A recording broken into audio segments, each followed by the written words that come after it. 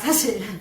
대표적인 예가 될 수 있어요. 내가 무조건 옳고 나는 원래 이렇게 했고 라떼는 말이야 이렇게 되는 거죠. 그 편향적인 사고가 이 조직원들을 밀어내고 있는 부분이 있고, 아 꼰대 때문에 일하기 싫어, 아 저 꼰대랑 일하면 내 뜻대로 할 수 있는 건 아무것도 없어. 젊은 친구들이 같이 일을 하고 싶어도 아 뭔가 나는 존중받지 못하고 나는 아니라고 하고.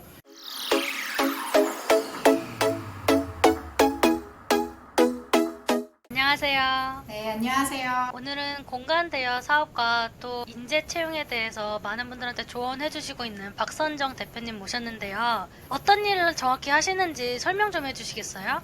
네, 저는 11년차 직업 상담사고요. 주로 이제 대학에서 학생들 취업을 지원을 했었고, 또 중간에 대기업 계열사에서 전직 지원 업무를 맡아서 진행을 했었던 경험을 가지고 이제 채용, 승진, 이직, 전직과 관련해서 직업 상담을 돕고, 또는 이제 그거 관련해서 강의들을 이제 주로 하고 있습니다. 그리고 이제 공간 대여 사업이라고 하기엔 좀 거창하긴 한데, 이제 저도 스터디를 같이 할 사람들과 함께 할 공간이 필요했고, 또 남는 것은 수익으로 또 창출하기 위해서 이렇게 공간 임대 사업을 지금 같이 병행을 하고 있고요. 또 여기서 내에서도 이 공간 안에서도 사실 이제 그런 면접 컨설팅이나 이런 것들을 주로 또 해내고 있고, 그런 일들을 주로 하고 있습니다. 되게 여러 가지 일들을 하고 계시는 정말 이 시대 엔잡러이신 것 같은데요. 그 중에서도 저한테 가장 얘기하고 싶은 주제는, 또 그리고 앞으로 중요한 주제는 같이 일하고 싶은 사람이다, 이렇게 얘기를 해주셨어요. 그게 무슨 뜻인지 그거 알려주세요. 이제 제가 이제 이 같이 일하는 사람이라는 것을 도출해내기까지 사실 시간이 되게 오래 걸렸던 것 같아요. 취업 시장에서 일할 때도 그랬고, 전직 시장에서 일할 때도 그렇고, 이직 시장에서 일할 때도 그렇지만, 사실 그때까지는 이 모든 역량이 다 중요하다라고 사실 생각을 했는데, 제가 생각하는 같이 일해야 되는 사람이 가장 필요한 이유라고 생각했던 등장이 이제 AI가 사람을 대체하기 시작하면서였어요. 제가 이제 그 인사교육팀에 있을 때 전직 지원 파트에서 일을 할 때 그 인사팀에 전화 받는 직원들이 있었어요. 이제 내부 조직에서 어떤 뭐 복리후생, 뭐 교육비, 뭐 이런 것들을 청구하시려고 이제 전화를 많이 하시잖아요. 근데 이제 원래 그런 전화를 받으시는 직원분들이 각 팀에 한 4분 정도씩 계셨거든요. 근데 그것이 이제 챗봇으로 바뀌게 되면서, 이제 우리 흔하게 생각하실 때 챗봇이 고객센터 뭐 이렇게만 생각하시겠지만, 그런 간단하게 전화 응대할 수 있는 것들은 이제 전부 다 챗봇으로 변화돼서 이미 내부 조직까지 많이 들어와 있는 상태예요. 그러다 보니 사람과 사람이 연결해서 일하는 기회들은 굉장히 많이 줄어들고, 또 현재 많은 공장들이 문을 많이 닫게 되면서 무인 공장화가 많이 돼가고, 그럴수록 이제 더 채용적인 부분들이 많이 줄어들게 되면서 많은 분들이 이직 전직을 해야 되는 상황에 많이 놓여져 있어요. 그러면 사람과 사람이 일할 기회가 줄어든다는 건 내가 선택받을 기회가 굉장히 줄어든다는 건데, 그런 부분에서 내가 노출해야 되는 것은 내가 이 일을 정말 잘 알고 잘 할 수 있고, 이런 부분도 중요하지만, 사실 지식과 정보 기술은 AI를 결국 뛰어넘을 수는 없거든요. 그래서 그런 부분보다는 사람과 사람이 잘 협업해서 갈 수 있는 부분이 중요하다고 생각을 해서 이 주제를 가지고 계속 퍼스널 브랜딩을 이제 내담자들에게 도와드리고 있어요. 저도 엄청나게 공감되는 게, 저도 챗GPT에 대해서 공부도 하고 전작책도 썼는데, 그 챗GPT가 그냥 시급 뭐 예를 들어 1, 2만 원 사이에 트레이닝 된 사람보다는 더 뛰어난 단순 업무 기술을 보여줄 때들이 많더라고요. 그래서 엄청나게 충격을 받았고, 저희 엄마 같은 경우도 교직에 30년 넘게 계셨는데, 거기서 작성할 만한 글을 챗GPT가 2초 만에 작성하는 걸 보고 충격을 받았었어요. 30년 동안 단련한 그거라는 게 결국은 아주 손쉽게 할 수 있다는 거에 대해서요. 그런데 또 다른 시각으로 보자면, 알렉스 호르무즈라는 미국의 유튜버이자 사업가가 있거든요. 네. 그 사업가가 얘기했을 때, 트랙터가 발명됐을 당시 전 세계 인류의 80%가 농업에 종사하고 있었대요. 그러면은 그 80%의 인구는 직업을 단순히 잃었느냐가 아니라, 그 다음에 농업은 기계가 하게 놔두고 더 가치 있는 일을 할 수 있게 바뀐 거라고 하더라고요. 그래서 선정님 말에서도 이제는 그런 일들이 챗봇으로 대체되고 나면은 사람은 더욱더 사람만이 할 수 있는 일로 간다는 거네요. 네. 그와 동시에 사실은 어떤 보통의 업무들이 사실 이것만 있는 게 아니라 이거와 포함된 어떤 여러 업무들을 포함하다 보니까 사실 노동 시간이 길어지는 거거든요. 근데 이제 이런 부분에서 AI와 챗 GPT가 이제 많이 그 부분들을 시간 감소를 시켜주고 있다 보니까 실질적인 노동 시간이 줄어들고 있다는 거. 그럼 실질적으로 우리는 노동 시간이 줄어들게 되면 남은 부분을 쉬느냐? 그렇지는 않더라고요. 그래서 투잡, 엔잡 이런 것들이 갑자기 생겨나게 되고 또 긱 이코노미 시대로 이제 점점 접어들게 되는 거죠. 지금도 퇴근하시고 부업하시는 분들, 콘텐츠 제작하시는 분들, 자신의 취미를 살려서 수익을 창출하시는 분들 이런 분들 많이 계시잖아요. 엔잡러시니까. 그러니까 그런 분들이 많아진다는 건데 긱 이코노미의 가장 큰 특징이 뭐냐면 한 사람이 가지고 있는 조직이 되게 많아질 수도 있다는 뜻이에요. 이게 곧. 그래서 내가 주 4일은 이 조직과 일을 하지만 주 3일은 다른 조직과 일을 할 수 있고 또는 내가 다른 조직까지는 아니더라도 다른 사람과 협업해서 일을 할 수 있게 된다는 거죠. 그러면 우리는 그렇게 단기적인 협업들을 계속 해나가야 되는 조건의 노동시장이 열리게 된 거예요. 프리랜서도 사실 혼자 일한다고 하지만 누군가가 어떤 전문적인 일을 맡겼을 때 그리고 내가 그 전문적인 어떤 그런 것들을 협업을 해서 우리가 이제 창출해내는 거잖아요. 가치를. 그런 부분들이 창출하려면 결과적으로는 내가 선택이 돼야 된다는 거예요. 근데 비슷한 전문가들끼리 사이에서 내가 선발이 되려면 레퍼런스가 가장 뛰어나야 된다. 이거는 사실 저는 좀 아니라고 보거든요. 레퍼런스가 어느 정도 대부분이 예를 들어서 취업시장으로 사실 예를 들자면 이제 대학 진학률이 80%가 넘어. 예전에는 대학을 안 가는 친구들도 있고 또 대학 수준이 이제 조금 낮은 친구들도 있었고 여러 가지 이제 좀 평가 기준들을 낮을 수 있는 서열화할 수 있는 것들이 학력이었다면 이제는 그렇지 않다는 거죠. 대부분의 학생들이 대학을 진행하고 대부분의 학생들이 전공해서 비슷한 지식과 정보를 가지고 나오는데 예전에는 그들을 다 데려가서 채용해도 되는 거였지만 지금은 그들 중에 정말 일하고 싶은 사람을 선발하는 데 굉장히 많이 목적을 두고 있어요. 그러다 보니 여러 가지 면접 형태도 굉장히 많이 바뀌게 되고 그리고 제가 이제 그 인재 역량 평가사라는 자격을 취득을 할 때 대기업의 승진 평가를 이제 실습해보는 시간이 있었어요. 그래서 뭐 기업이라고 말씀을 드릴 수는 없지만 이제 그 기업에서 승진 평가를 할 때 같이 일하고 싶은 상사를 승진으로 올리는 게 이제 주 미션인 거예요.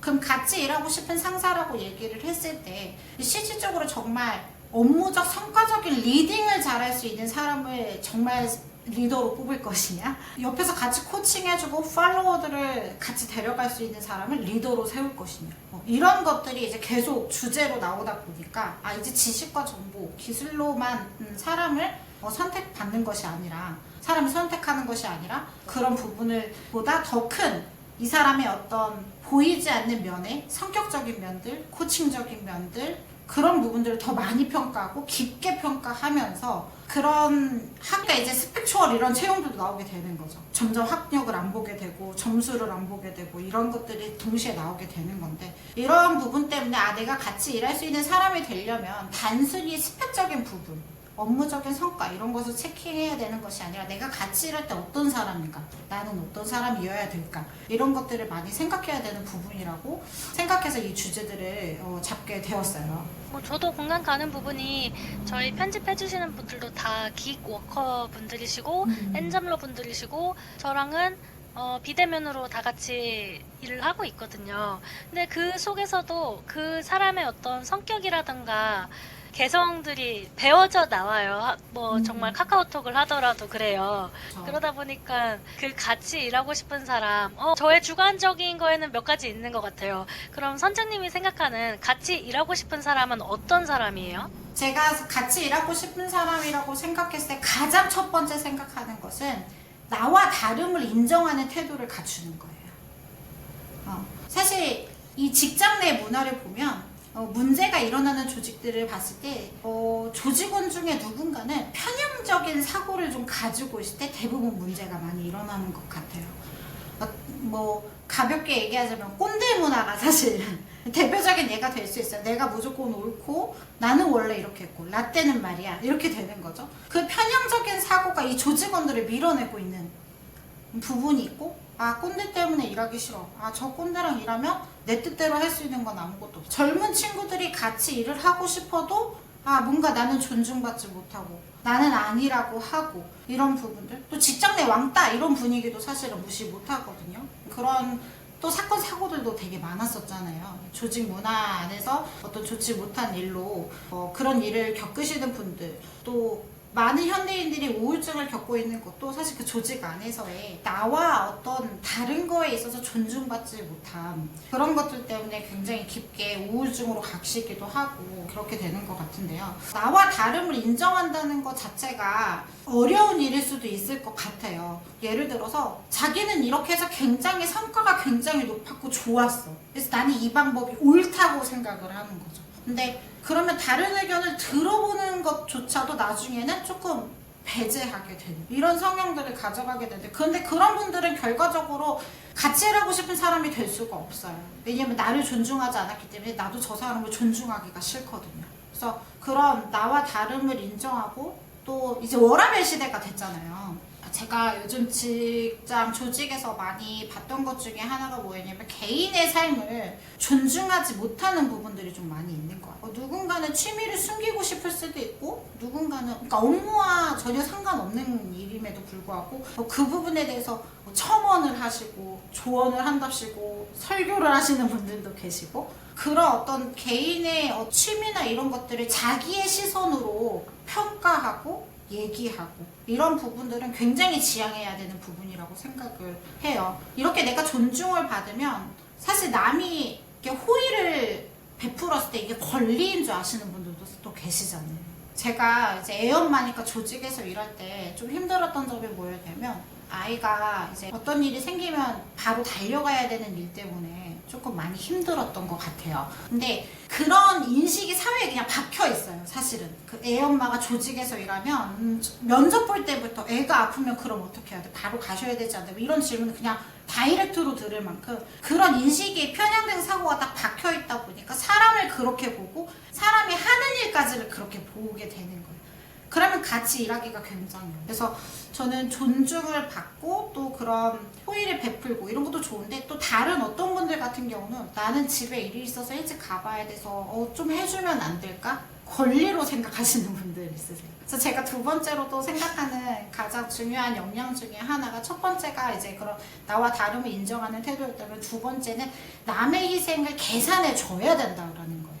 그러니까 누군가가 나의 어떤 이런 것들을 존중해 줌으로써 누가 나에게 어떤 것들을 베풀고 희생했다면 그 희생에 대한 것들, 헌신해야 되는 것들을 보상해 줘야 된다라는 거죠. 그게 꼭 물질적으로 가치가 못 나간다면 내가 좀 다른 쪽으로라도 도와줄 수 있는 부분을 찾으면서 나아가야지 그 사람이 같이 일할 수 있는 사람이다 라고 볼 수 있을 것 같아요. 대면하는 조직에서는 좀 그런 부분들이 있는 것 같아요. 그러면 비대면으로 일하는 조직 안에서는 어떤 사람이 되어야 더 좋을까요? 저는 비대면으로도 일을 몇 번 해봤는데 가장 중요한 것은 소통인 것 같아요. 이제 비대면이고 마주치지 않기 때문에 소통을 더 적절하게 해야 하고, 더 소통하는 데 있어서 편안함을 추구할 수 있겠지만 선을 넘지 않아야 하고, 예를 들어서 이제 비대면으로 일하다 보니까 소통을 그냥 24시간처럼 돌리시는 분들도 있더라고요. 그리고 그분이 지금 어떤 사정이 있는지도 모르고 막 연락하셔서 전화 안 받는다, 카톡도 막 되게 여러 개 남기시고, 근데 그런 것들은 또 이제 남의 스케줄을 존중하지 않는 거예요. 내가 하니까 이제 막 그냥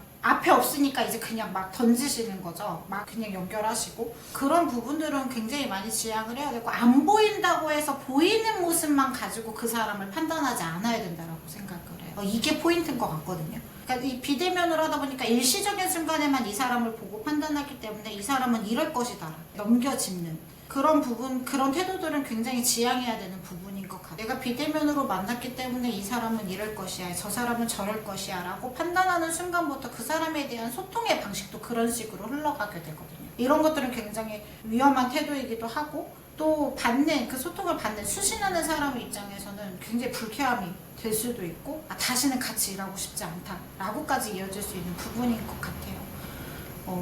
비대면으로 일한다고 해서 항상 트러블이 없고 쾌적하지만은 않은 것 같기는 그렇죠. 해요. 어떤 부분이 좀 문제 있으신 것 같아요? 비대면으로 일하시다 보면? 요즘에는 비대면 중에서도 이렇게 지금은 화상통화로 저희가 인터뷰를 하고 있잖아요. 저희도 또한 지금 비대면 협업 중인 거잖아요. 네, 네, 그래서 그렇죠. 이 정도 레벨까지 적극적인 사람이 있는 반면에 어떤 사람은 보이지 않는 전화 통화까지만 괜찮은 사람이 있고 또 어떤 사람은 전화 받기는 싫고 톡으로만 이렇게 하고 싶은 사람이 있고 다 다르잖아요. 네. 저는 다 이해하기는 하지만 그 사람이 어디까지 원하는지 처음에는 알 수가 없기 때문에 그걸 다 같이 맞추는 것이 조금 어려운 것 같아요. 네, 맞아요. 그러니까 협업을 하는 데 있어서 소통하는 방식도 사실은 비슷한 분위기여야지 사실은 같이 일할 수 있는 확률이 늘어나고, 그리고 이제 긱 이코노미라고 해서 내가 계속 막 일을 바꾸고 사람을 계속 바꾸고 이러지는 못해요. 보통 협업했던 사람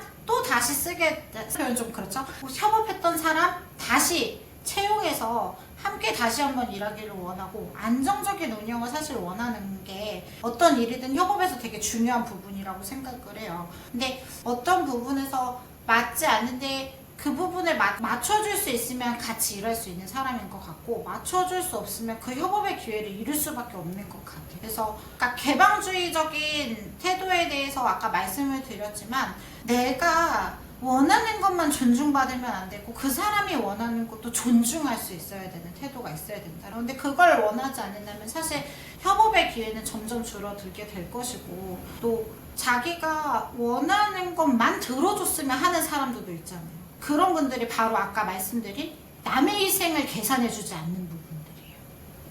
그런 부분들은 결과적으로 같이 일하기는 조금 힘든 사람일 수 있겠다라는 평가를 받게 될 수밖에 없는 것 같아요.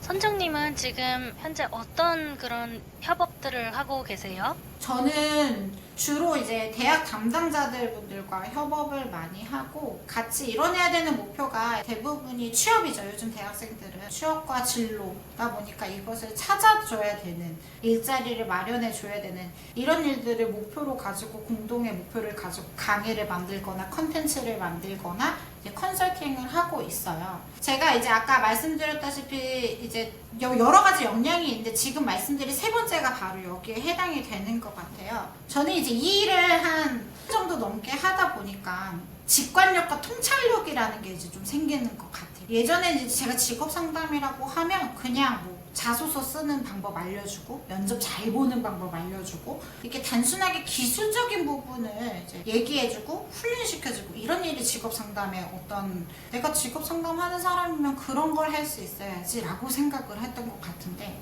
일을 하다 보니까 이 사람의 가치를 만들어서 이 기업에 보내기까지의 어떤 퍼스널 브랜딩을 내가 전부 다 코칭해줘야 되는 것. 그러니까 사실은 역량이 부족할 수 있어요, 이 개인의 인재가. 하지만 이 단시간의 노출로 이 친구를 끌어올려야 되니까 그 부분들을 굉장히 잘해줘야 되는 게 내 일이라는 거에 이제 여러 가지 경험이 쌓이고, 그리고 이 내담자를 보자마자 단시간 내에 이걸 알아채는 건 직관력이 굉장히 좋아야 되거든요. 그래서 저도 여러 학생들, 여러 내담자들, 여러 전직자분들 만나면서 이런 것들이 길러지다 보니까 직관력, 통찰력이 굉장히 좋아져서 이런 부분들을 많이 좋게 보시고 채용을 계속 해주시는 부분들도 있으세요. 제가 이 직관력, 통찰력을 말씀드리는 이유는 되게 길게 봐야 되고 오래 일할수록 이런 것들이 늘어나는 거고, 데이터를 분석하고 사실 시장을 읽고 이런 것들은 요즘은 많잖아요. AI가 그걸 직접 해주기도 하고, 챗GPT가 바로 시장적인 분석적인 부분 글을 쫙 써주기도 하고, 또 그런 애널리스트 분들도 굉장히 많으시고요, 분석가 분들 굉장히 많으시고요, 시장의 전문가들은 굉장히 많아요. 근데 어떤 획기적인 일, 선구자적인 일, 그리고 앞서 나가는 일은 결국 누가 이기냐면 그런 직관력과 통찰력을 가진 사람이, 저는 이런 일들을 이끌어낼 수 있다라고 생각을 하는데, 이 직관력, 통찰력이라는 건 깊게 보고 길게 봐야지 사실 늘어나는 부분이잖아요. 근데 많은 분들이 조금만 해도 아닌 것 같아요. 좀 이거는 제가 잘 못하는 것 같아요. 쉽게 판단하시고 이런 부분들이 있는데, 제가 강의 시장에 있으면서 거절하시는 강사님들의 특징을 보면, 저는 이 부분을 못하기 때문에 아예 하지 않아요 라고 말씀하시는 분들이 되게 많더라고요. 이 부분을 아예 못하기 때문에. 예를 들어서 저는 면접은 잘하는데 자소서는 아예 자신이 없어서 자소서는 못할 것 같아요. 근데 면접의 기반은 사실 자소서잖아요. 이 사람이 쓴 글을 토대로 이 사람에게 질문을 할 수 있어야 되는데 그런 부분들, 그러니까 내가 하지도 않고 도전해보지도 않고 그냥 나는 못하니까 안 할게요. 이런 분들은 계속 이 단적인 통찰력만 가지실 수밖에 없다고 저는 생각을 해요. 물론 뭐 면접을 너무 잘하시면 면접으로 통찰력이 길어지실 수도 있겠지만, 그래서 저는 그런 직관력, 통찰력을 좀 오래 가져가고 그런 분들이 결론적으로는 전문가로 성장하는 데 있어서 큰 도움이 될 거고, 그분들이 계속 이런 ギ이코노미 시장에서 계속 살아남을 수 있는 분들이 될 수 있을 거라고 생각을 해요. 너무 좋은 얘기네요. 아닙니다.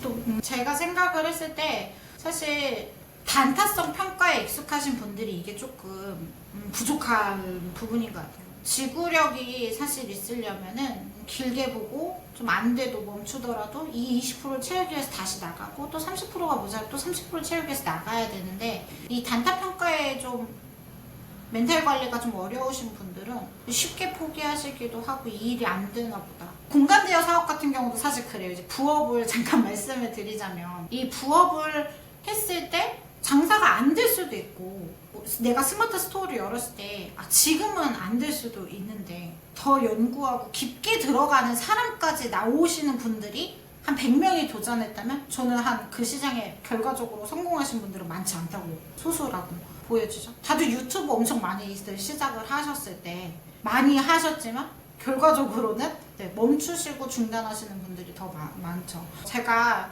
어떤 주부 사원이 하이마트 같은 그런 전자제품 파는 지점장까지 가시는 분을 본 적이 있는데, 이제 모든 제품의 쇼핑이 온라인으로 넘어감에도 불구하고 오프라인 마켓에만 계속 집중을 하셨대요.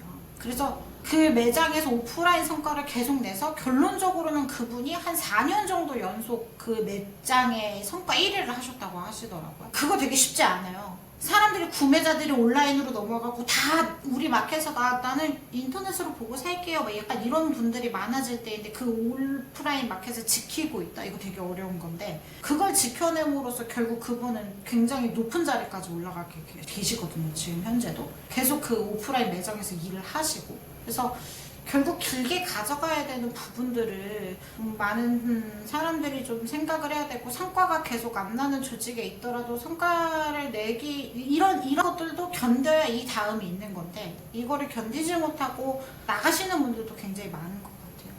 그래서 좀 평정심을 유지하고 성과가 없을 때도 평정심을 유지해라. 이게 좀 중요한 역량이지 않을까라고 생각을 하고 있어요. 근데 요즘 친구들 같은 경우는 이 단기간에 성과에 내는 거에 되게 최적화되어 있다고 사실 좀 보여지거든요. 제가 생각을 했을 때 고등학교에서 진로진학 상담교사를 한 2년 정도 했는데, 요즘 학생들 입시에 굉장히 많이 몰두해서 하잖아요. 이 평가에 대해서 굉장히 크게 생각을 하다 보니까 단기간에 시험에서 고득점을 맞는 건 굉장히 잘해내요. 근데 장기간 어떤 프로젝트성 자기의 반 친구들과 어떤 일을 하는 거에 대해서는 굉장히 어려움이 많아요. 그런 것들을 봤을 때 우리가 아까 말씀드렸다시피 지식과 정보, 기술은 대체되는 이제 역량이기 때문에 그런 부분보다는 그런 것들을 기르고, 내가 지금 오늘 하는 회의가 아무 결과물이 없더라도 이 오늘 하는 회의를 통해서 또 한 단계 나아갈 수 있다는 긍정적인 마음, 또 평정심을 유지하고, 많은 친구들이 그 전에 포기하는 경우들을 많이 봤고, 취업이 안 되니까 저 안 할래요 하는 친구들도 굉장히 많죠. 중도 포기하지 않고 가는 것, 그걸 이겨내고 넘어서는 것, 이런 것들을 요즘 많이 채용시장에서도 많이 보고 있어요. 요즘 젊은 친구들은 되게 잘 그만두지 않나요? 그쵸. 근데 그것도 좀 반의 반 생각인 것 같아요. 반은 그게 맞는 것 같고 반은 아니라고 좀 생각을 하는데, 제가 생각하는 반은 일찍 그만두는 친구들의 50% 정도 된다고 생각을 했을 때, 50%는 어떤 경우에 해당하냐면 나를 계속 성장시켜주지 못한다는 생각에 좀 박혀있는 것 같아요. 이 친구들은 많은 교육 양분을 받고 자라는 세대들이에요. 어렸을 때부터 엄마로부터 교육의 양분을 받고 내가 성장할 수 있는 양분을 받았고, 또 초등학교, 중학교, 고등학교 때는 그냥 나에게 주어졌어요. 모든 성장할 수 있는 기회들이, 봉사활동, 무슨 활동, 어떤 행사, 그런 수행평가들, 그냥 나한테 주어지면 내가 그게 다 성장할 수 있는 양분이 됐어요. 근데 조직은 그렇지 않은 것 같아요. 그러다 보니 왜 나한테 기회를 안 주지?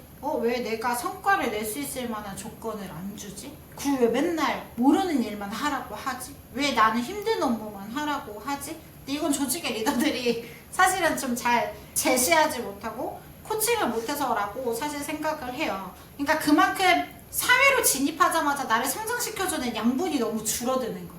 내가 성장해서 얻는 기쁨들이 줄어든다는 거죠. 그럼 그걸 어디서 찾아요? 밖에서 찾게 되는 거죠. 내가 회사 밖을 나가면 이런 기쁨을 누리고 내가 회사 밖에 나가면 이런 것들이 굉장히 행복인데 이런 이유 때문에 일찍이 그만두고 조직에 나가는 경우들도 많죠. 근데 그거는 제가 아까 말씀드렸다시피 내가 같이 일하고 싶은 사람으로 선택될 때 그 리더도 되게 중요하다라고 말씀을 드렸잖아요. 근데 이 리더랑은 진짜 같이 일하고 싶어. 이런 리더들이 없는 조직이 그런 현상이 가장 크게 일어난다고 저는 봐요. 요즘 친구들 6시에 칼퇴근하는 거 뭐 너무 당연한 일인데 그걸 가지고 또 뭐라 하시는 분들 있잖아요. 그런 조직들이 아직은 되게 많고 아직도 저변에 굉장히 깔려있다 보여져요. 그래서 많이 퇴사하는 것 같고 제가 아까 이제 50%안 그렇다라고 말씀을 드렸잖아요. 요즘 학생들은 내가 이 회사에서 길게 있을 거다라는 생각을 일단 안 해요. 그렇지만 이 있을 때 동안은 내가 가져가야 되는 게 뭔가인지에 대한 목표가 확실한 친구들은 그 기간까지 일단은 해내요. 내가 3년 안에 무언가를 해야겠다. 그리고 그 3년 안에 어떤 그 평가들이 그 조직에서 좋게 주게 되면 그분들이 중간 관리자가 되면서 더 높은 성과를 가져오게 되고. 근데 그런 젊은 친구도 사실 있다고 저는 봐요. 그러니까 결론적으로 요즘 친구들이 그냥 일찍 그만두는 게 그냥 요즘 친구들의 특성이다라고 보기보다는 그런 중간 관리자가 잘 있는 조직은 결론적으로 잘 끌고 갈 수밖에 없고 그 성장할 수 있는 기회를 많이 줄 수 있는 조직 리더들이 결국은 그 사람들을 더 잘 데려갈 수 있게 함으로써 더 긴 근속연수를 보여줄 수 있는 부분이라고 생각을 해요. 저 같은 경우는 대학도 나오지 않고 어떤 정규 직장을 가져본 적이 없거든요. 원래 뭐 이런저런 일들 그냥 닥치는 대로 이렇게 해보다가 또 저도 공간 대여도 했었어요. 에어비앤비도 네. 했었고 또 유튜브도 19년도부터 했었고 또 부동산 투자도 했고 그러다가 지금은 이렇게 마케팅과 동영상 만드는 또 이런 것들을 하게 된 거거든요. 그러다 보니까 사실 퇴사를 하는 젊은 친구들이나 이런 거를 저는 겪어보지 않았으니까 그 친구들이 인내심이 없어서 퇴사를 하는 건지 뭔지 그거는 잘 모르겠어요. 지금은 제가 작은 조직이긴 하지만 이 작은 조직에서 어쨌든 리더를 맡고 있잖아요. 네. 그래서 어떻게 하면은 우리 팀원분들한테 더 힘을 불어넣고 또 더 좋은 뭐 단지 대우 조건만이 아니라 더 좋은 리더로서 이끌어 나갈 수 있을지 궁금해요. 저는 단기적인 목표도 잘 제시할 수 있는 리더가 되게 중요하다고 생각을 해요. 사실 지금 같이 일하는 조직은 언제까지 나랑 같이 일할지 몰라요. 근데 자꾸 멀리 보는 비전만 제시하시는 분들도 계세요. 근데 우리 같이 하고 있는 동안만큼 내가 너한테 이런 성과, 이런 목표를 달성하게 해줄 테니 같이 일할 수 있을까? 이런 것들을 제시하는 게 요즘의 리더의 자세라고 생각을 해요. 제가 아까 말씀드렸다시피 우리는 사회에 나옴으로써 자발적으로 성장의 기회를 찾아다녀야 되는 조건에 살고 있게 돼요. 더 이상 뭐 나를 지켜주고 나에게 뭔가 조언을 해주는 담임 선생님이 안 계시고 그렇기 때문에 대학을 나오는 거 상관없어요. 그러니까 20살 이후로부터는 그냥 자기가 찾아가야 되는 성장의 조건으로 가는데 사람은 그런 성장을 통해서 자아 실현을 하게 되고 내가 이런 역량을 가진 사람이었구나 깨닫게 되고 그거를 통해서 내가 자신감을 얻게 되고 그것들이 동기부여가 돼서 그 다음 일을 해나갈 수 있는 건데 그런 단기적인 목표를 잘 비전을 제시를 해주시는 게 되게 중요한 자질이라고 생각을 해요. 그 단기적인 목표를 해주셔야 된다고 했잖아요. 네. 그럼 그 단기적인 목표라는 게 꼭 돈이라는가 조건이랑 관련돼 있어야 돼요? 아니면 어떤 프로젝트에서 성과를 이루자라는 거여야 돼요? 제가 조직 생활을 해보지 않았기 때문에 이런 거를 아는데 굉장히 조금 어려워서 많은 자기계발서라든가 이런 거를 참고하긴 하지만 실무적으로 안 겪어봐서 잘 몰라요. 근데 아마 많이 협업을 해보셨기 때문에 아, 이 사람은 외재적 가치를 추구하는가 내재적 가치를 추구하는가 이 정도 구분은 하실 수 있을 거라고 생각을 해요. 외재적 가치를 추구하시는 분들은 당연히 돈, 숫자적인 어떤 수치 이런 부분들이 중요하신 분들은 그런 쪽으로 목표를 세워주셔야 돼요. 우리가 3개월 안에 몇 개의 컨텐츠를 완성해야 될 거고 그것이 어떻게 될 거고 몇만 조회수를 노리고 있으니까 이런 부분들을 가져갈 수 있도록 우리 최선을 다해봅시다. 이게 이제 외재적 가치에 보이시는 분들이고 내재적 가치에 또 목마름이 있으신 분들이 있어요. 뭔가 조금 더 조직 안에서 나의 역량을 조금 더 발현할 수 있는 기회가 많았으면 좋겠고 또 내가 이런 부분은 좀 부족한데 이런 부분이 내가 성장할 수 있을 것인가 이런 어떤 역량적인 고민들, 마음적인 고민들이 있으신 분들인데 그분들은 그런 쪽으로 단계적 목표를 세워주시는 게 좋아요. 우리가 3개월 안에 이 컨텐츠를 찍으면서 이런 어려움도 저는 있을 거라고 생각을 하지만 우리가 이 어려움을 잘 극복해내고 나면 지금 본인이 했던 어떤 커려하는 다른 역량이 또 세계가 펼쳐질 수 있고 또 다른 어떤 기회가 더 많이 열릴 수 있을 거라고 생각을 해요. 라고 코칭을 해주시면 그분은 이제 그런 외재적 가치가 이미 성장을 내가 할 수 있겠구나라고 생각하기 때문에 그런 식으로 이끌어주시는 게 중요하지 않을까 생각을 해요. 그래서 그냥 단순히 목표를 우리 조직은 목표가 이거입니다 라기보다는 저는 한 사람 한 사람 개인에게 단기적 목표, 중장기적인 목표들을 설정해 주는 게 중요하다고 생각해요. 근데 대부분의 기업들, 조직들은 사실 그냥 우리 올해 몇 억 돌파해 봅시다. 하지만 개개인에게 그런 양분을 주지 않고 목표를 주지 않아. 알아서 온라인 연수 들어야 되죠. 알아서 교육비 줄 테니까 다녀와. 대부분 교육 시스템이 잘 돼 있는 조직이 아닌 회사들이 훨씬 더 많은데 그런 회사들은 그런 식으로 일을 이끌어 가는 거예요. 근데 그 중간 관리자가 누구이냐 또 그 관리자들이 누구이냐에 따라서 이 조직은 계속 성장하느냐 못 가느냐가 굉장히 많이 조정이 되고 아시다시피 협업을 하다가 도중에 그만두게 되면 그만큼 할 수 있는 또 새로운 사람을 구하는 것도 굉장히 어려운 일이잖아요.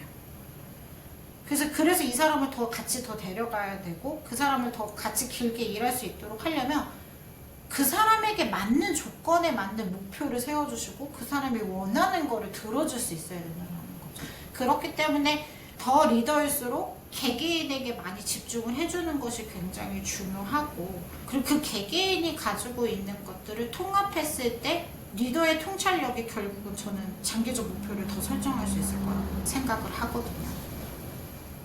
근데 많은 스타트업 청년 CEO들이 겪는 문제 중에 하나이기도 해요. 요즘 이제 창업하는 청년들은 어떤 큰 조직, 인사 조직 이런 경험들이 없다 보니까 인사 관리에 대한 어려움을 굉장히 많이 느껴요. 내가 에이스라고 데리고 왔어.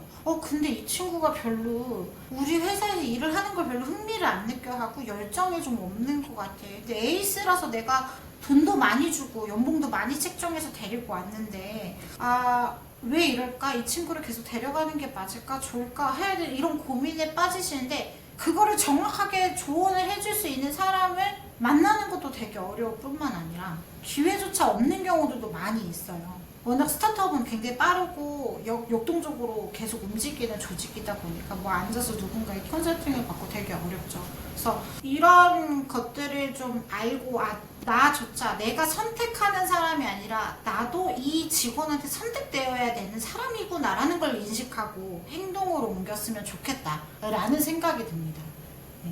저 같은 경우는 그나마 다행인 거는 제가 유튜브랑 틱톡, 인스타 이런 거 다 하잖아요. 네. 여기서 저의 생각 같은 거를 계속 영상으로 만들어서 올리다 보니까 그래도 이렇게 같이 해주시는 분들이 그걸 보고 이 사람 정말 좀 아니다 싶으면 안 올 거 아니에요. 그렇죠. 그래서 그 퍼스널 브랜딩에서 오는 조금 장점이 있어요. 대면하지 않더라도 또 영상을 자주 보다 보면은 이렇게 친근하게 느껴지고 좀 그런 건 있는 것 같아요.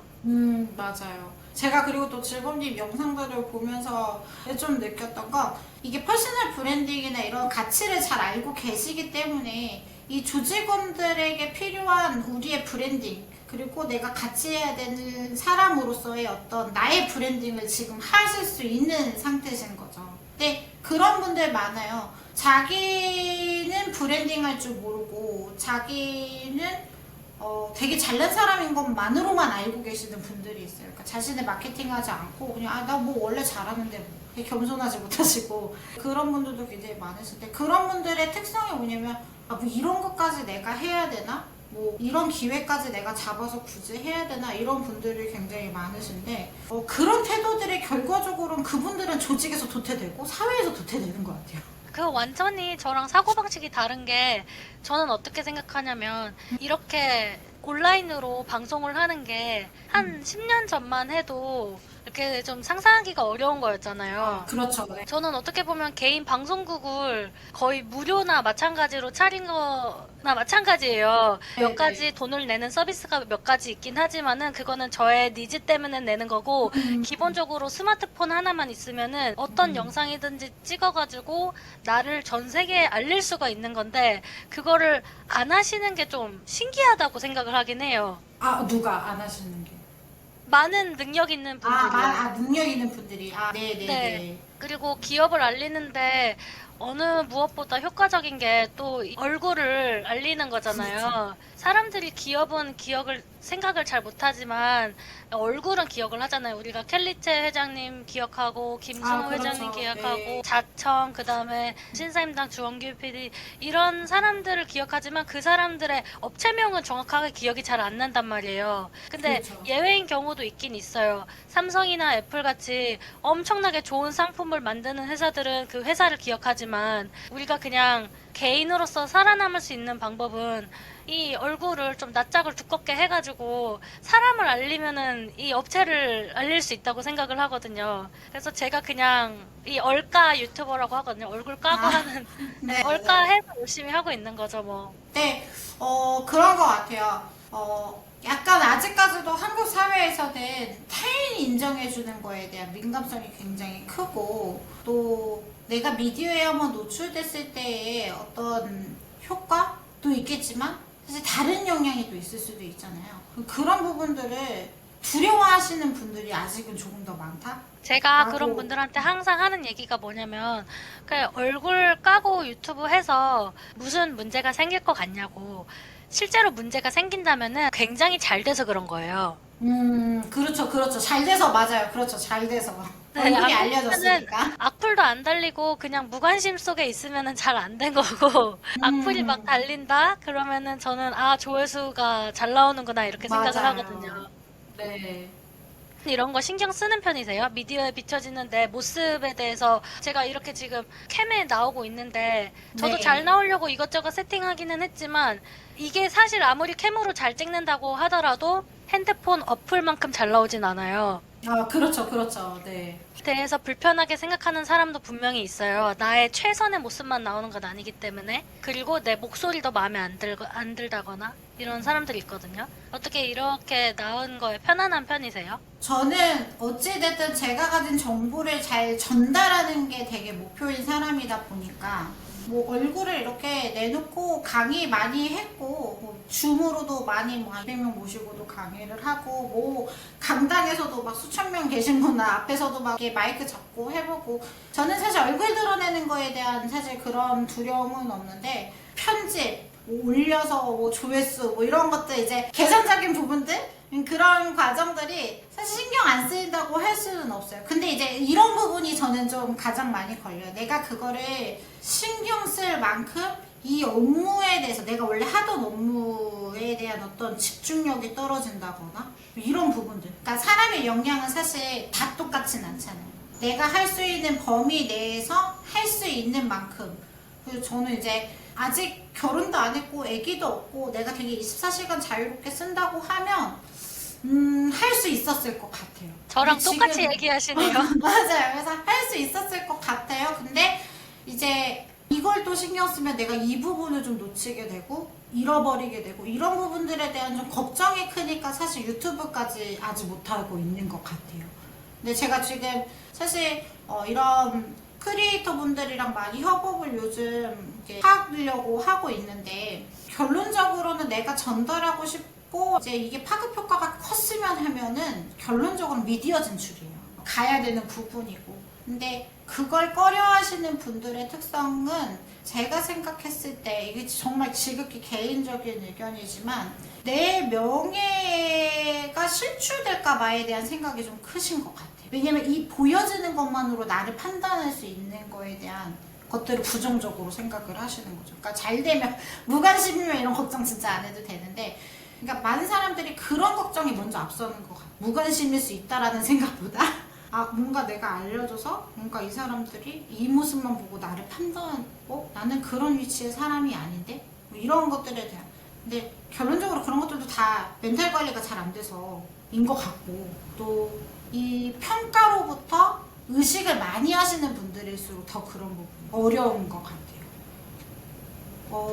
그냥 왜 전교 1등, 2등, 3등 뭐 이런 공부 잘하는 친구들이 하나 틀린 걸로 굉장히 힘들어 하잖아요. 그런 비슷한 일일 거라고 생각을 해요. 나는 성과가 높고 굉장히 높은 사람이지만 내가 이 미디어 노출을 통해서 뭐 하나 좀 잃는 거에 대해서 조금 두려움이 크신 경우, 그런 분들이 좀 어려워하시는 것 같고, 근데 저처럼 또 즐보님처럼 내가 좀 어떤 나의 생각과 어떤 얘기들을 풀어나가고 싶고 더 많은 사람들과 소통하고 싶으신 분들은 이제 많이 진출을 해오시는 것 같고 노력을 하시는 것 같아요. 그리고 특히 이제 젊은 친구들은 더 이 미디어에 쉽게 생각을 하니까 미디어의 접근성이 더 높다 보니까 그런 친구들도 요즘은 많이 나오고 있는 것 같고요.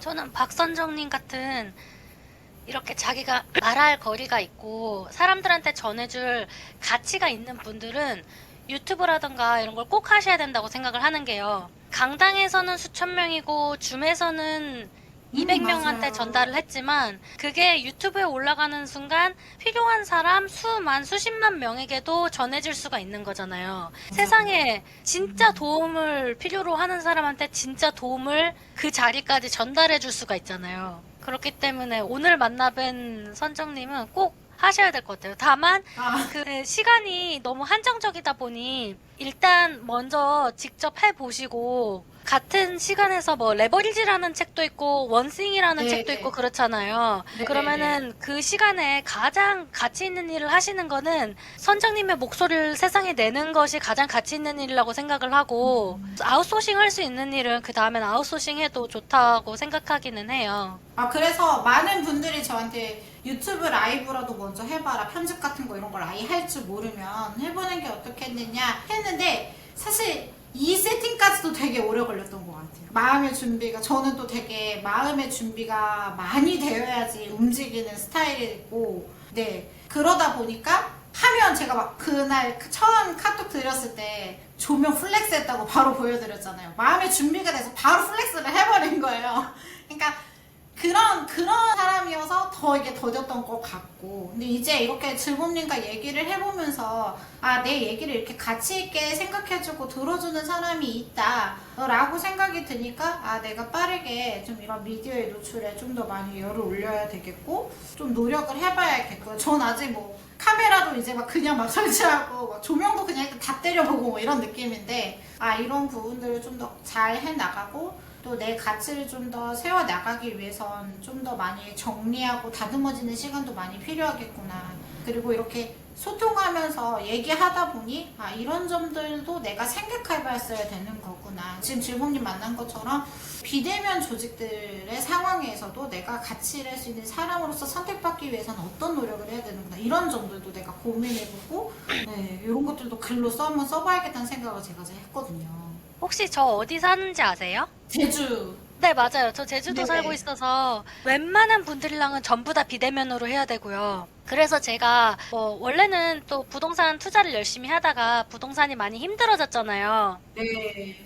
그러고 나서 그러면은 내가 창업을 해야겠다. 그런데 어디 가서 일할 수는 없어요. 왜냐면은 제주도에 일자리가 한정돼 있는 데다가 그렇죠. 제가 말씀드렸듯이 제가 이제 고학력이 아니고 또 아기까지 둘이나 있어요, 저는. 맞아요. 그러다 봤어요. 보니 아예 면접 볼 때부터 탈락될 만한 그런 사람이거든요. 나는 그러면은 기술을 배워서 창업을 해야겠다. 근데 제가 이전에 스마트 스토어도 하고 에어비앤비도 하고 뭐 이런 거 저런 거 해봤는데 다 중박은 했는데 대박이 안 났었거든요. 그 이유가 뭘까 생각해보니까 제가 마케팅을 잘 못한 것 같은 거예요.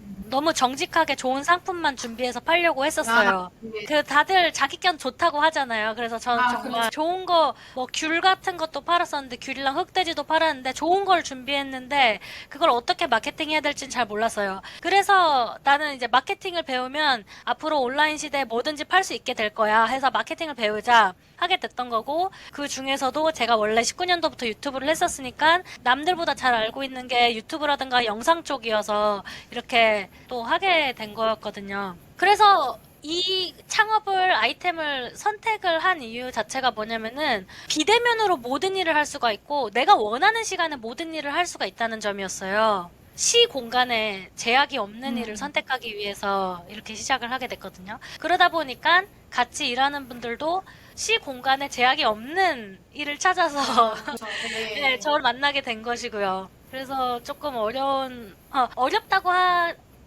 건 아니지만 제가 처음 해나가는 일이다 보니 이것도 조직은 조직이잖아요. 비대면이어서 그렇지. 그럼요. 이거를 같이 일하는 순간은 조직이에요. 관리를 안 할 순 없어요. 관리라는 게 뭘 시키는 그런 거 말고 우리 친한 친구한테도 얼마간에 한 번씩 전화도 해주고 안부도 물어야지 그 사람이랑 친분이 유지가 되는 거지. 뭐 5년 있다가 나 결혼식 할 때 오라고 해가지고 그게 친구는 아니잖아요. 그렇죠.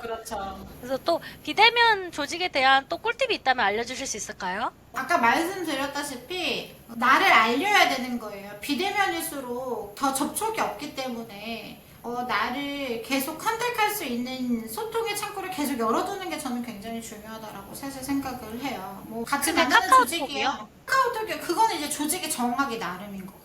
카카오톡으로 하셔도 되고, 제가 일 잘하는 강사님들, 일 잘하는 프리랜서들 보면 늘 어떤 주기적인 연락이 계속 와요. 나한테 특별한 용무가 있지 않더라도 뭐 이런 것들이 있네, 요즘 이런 것들이 있으니까 조심하시고 건강하세요라는 어떤 안부적인 문자들도 굉장히 많이 와요. 그러면 지속적으로. 안부적인 문자 대신에 저처럼 SNS를 굉장히 활발하게 운영하는 사람이 있다면 그런 건 어떻게 도움이 되는 것 같아요? 그죠, 당연히 도움이죠. 내가 지금 하고 있는 일을 계속 SNS에 올린다는 건 나의 안부를 계속 전하는 거잖아요. 내가 지금 계속 일을 하고 있고 이 일을 더 끌어올리기 위해서 이런 작업들을 하고 있고 이런 것들을 계속 SNS에 노출을 하는 거니까. 조직에서 비대면 조직에 들어가고 싶은 사람은 그런 SNS적인 부분 소통들, 카톡으로 안부를 전하든 어떤 내가 SNS에 어떤 나의 안부를 전하든 그런 어떤 소통의 창구를 계속 열어두는 거죠. 그래서 내가 현재 계속 진행형인 사람이다. 그리고 나를 언제든지 만날 수 있다. 협업을 원한다면 난 언제든 그 협업에 응할 수 있다.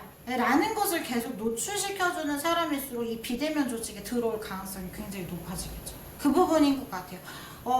갑자기 SNS에 올라오는 피드가 많이 없어지고 뭐 또 중단되고 또 카톡도 갑자기 프로필 사진 자체가 없어지고 뭐 이런 분들 계시잖아요. 그런 분들한테 갑작스레 협업을 제안한다는 거 어렵지 않으세요? 그런 것 같아요. 내가 지속적으로 계속 활발하게 일하고 있고 어떤 지금 협업 상태이다를 노출해야 이 비대면으로 이 사람으로는 지금 협업할 수 있는 상태이다라는 게 결론이 났을 때 연락을 하게 되어 있거든요.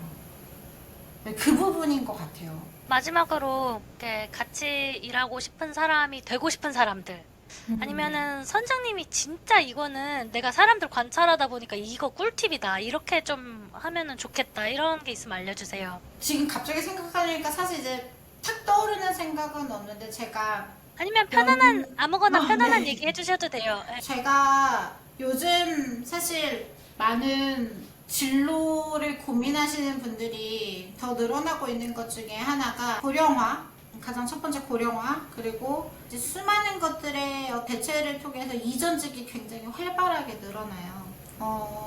이제 뭐 지금 뭐 200대 대기업 뭐 조사해 보면 근속연수가 9.5년이다 막 이렇게 나와요. 그러면 사람들은 그러면 한 직장 들어가면 보통 10년 정도 일하나 보다 뭐 이렇게 생각을 하시는 것 같아요. 근데 그렇지 않아요. 왜냐하면 사실 생산직군들 분들은 사실 예전엔 다 그렇게 일하셨었거든요. 대부분 어떤 공장에 들어가시면 막 30년씩, 40년씩 막 일하셔가지고 막 연봉도 이만큼 호봉이 있으시니까 이렇게 하시는 분들이 많았는데 지금은 그렇지 않아요. 공장들이 많이 문을 닫고 있고 제가 그 전직 지원하던 회사들도 창원에 큰 공장 2개를 가지고 있었는데 공장 하나는 무인화되면서 하나만 지금 운영하고 그러다 보니까 그 많은 사람들이 이제 이직 전직에 뛰어들기 시작을 하고, 그러니까 내가 나이가 들수록 그 같이 일하고 싶은 사람이 더 되려고 노력을 해야 되는 것 같아요. 왜냐면 나이가 들수록 그런 기회들이 더 많이 줄어들게 되니까. 그래서 뭐 그런 나는 꼰대도 아니어야 되고 뭐 여러 가지 조건이 붙겠지만, 제가 아까 말씀드린 어떤 나와 다를 수 있다, 나랑 젊은 사람이 다를 수 있고 그 사람이 오를 수도 있다, 그걸 인정하는 태도, 그리고 그 사람이 그 사람과 나 다름을 인정해주고 내가 그런 존중을 받았다면 그 사람이 나한테 베풀어주는 어떤 존중, 호의, 헌신 이런 것들에 대해서 나도 계산을 해줘야 된다. 이런 부분들이 꼭 필요한 부분인 것 같고요. 또 리더들이 흔히 착각하는 게 나는 리더니까 늘 팔로워들이 따라올 거라고 생각을 해요. 근데 나는 같이 일하고 싶은 상사인가는 잘 안 생각하는 것 같아요. 그게 요즘 친구들이 아까 그 50%에 해당하는데 같이 일하기 싫어요 하고 나가게 되는 거거든요. 근데 이직 전직 시장이 많아지고 사실 일할 수 있는 자리가 없어지는 것이 아니라 아까 질범님께서 말씀하셨던 것처럼 새로운 일자리들이 계속 열려요. 그 기 워커들이 계속 많아질 거라고요. 내가 일할 수 있는 시장들은 사실 계속 있어요. 그 과정에서 나의 어떤 것만을 고수하거나 계속 그런 태도로 나아간다면 나는 시장에서 계속 도태될 수밖에 없어요. 저 사람은 한번 일해봤더니 좀 이런 태도를 가지고 있더라. 다시는 일하기가 좀 어렵겠다. 근데 요즘처럼 노동 시간이 짧아지고 근속연 수가 짧아지고 하는 시대에 산다면 그런 태도들은 굉장히 지양해 주셔야 되거든요. 그래서 지금 취업을 준비하는 학생들도 사실 그래요. 조직에 들어가면 모두가 나를 뭔가를 가르쳐 줄 거라고 생각하지만 많이 가르쳐 주지 않고 내가 많이 따라가야 되는데, 그러면 그런 고된 일도 내가 지금 고된 상황 속에서도 내가 일을 할 수 있는가, 그럴 준비가 되어 있는가. 내가 그냥 단순히 난 이런 일을 잘하고 이런 능력을 가지고 있고 이런 지식을 잘 알고 있어요를 노출하기보다 이런 힘든 상황 또는 고된 상황 속에서도 나는 어떤 분들을 의지하고 또는 어떻게 나는 나아가고 있고 성장하고 있다, 이런 것들을 노출하는 게 요즘 시장에서는 더 좋은 채용의 꿀팁이라고 할 수 있을까요? 실제로 채용이 잘 되는 케이스들을 보면 나 뭘 잘해요, 어떤 것들을 제일 잘 알아요, 이건 기술은 뭐 제가 뭐 1등이에요, 이거 얘기하시는 분들보다 저는 조직에 있을 때 이런 사람으로서의 역할을 잘합니다, 나는 이런 사람들과 일할 때 이런 것들을 조금 도와드릴 수 있어요, 이런 것들을 노출하시는 분들이 사실 실질적으로 채용에서는 더 도움을 많이 받으시는 것 같아요. 이 점들을 많이 가져가셨으면 좋겠다는 생각입니다. 이 내용들이 앞으로 선장님이 쓰실 책 안에 담기겠네요. 네, 써야 되는데. 좋은 책 완성이 나오기를 돼야 기대하고 있을게요. 너무 감사합니다. 오늘 너무 초대해 주셔서 너무 감사했고, 저도 이 기회를 통해서 제 책 목차를 다시 보게 되더라고요. 이게 지금 잘 잡혀 있는가, 요즘 조직에게 맞는 얘기인가, 이런 것들을 많이 생각하게 되는 계기가 되었고요. 좋은 인터뷰였다라고 생각을 해요. 스스로에게 도움이 되게 많이 되었던 것 같습니다. 그러면은 네. 앞으로 나올 책도 기대할게요. 오늘 나와주셔서 감사합니다. 감사합니다. 앞으로 질보님 행보도 제가 응원하겠습니다.